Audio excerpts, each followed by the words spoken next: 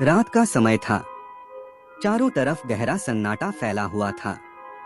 बस दूर कहीं जंगल से झिंगुरों की आवाज आ रही थी।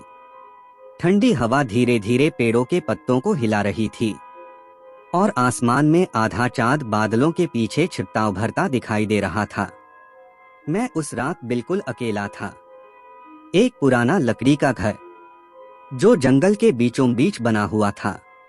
लोग कहते थे कि उस घर में कभी कोई नहीं रहता, लेकिन उस रात मैं वहां ठहरा हुआ था।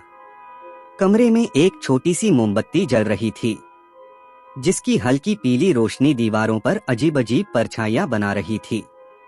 बाहर हवा थोड़ी तेज हो गई।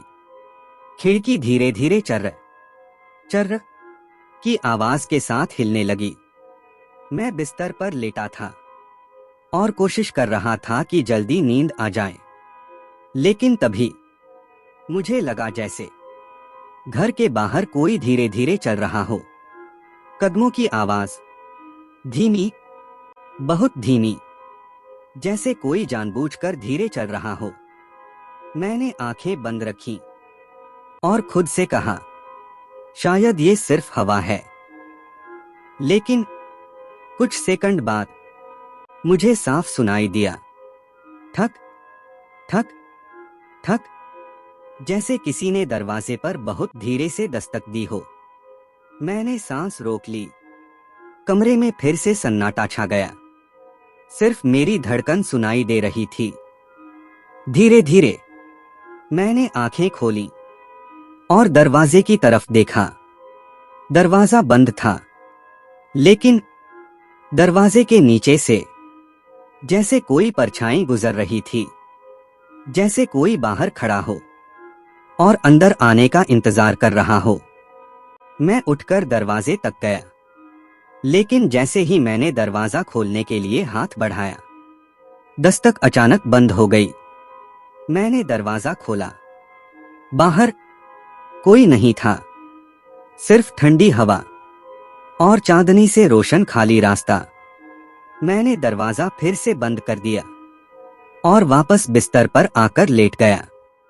लेकिन उस रात मुझे एक अजीब सी बात महसूस हुई, जैसे मैं अब उस घर में अकेला नहीं था, जैसे कोई मुझे चुपचाप देख रहा हो।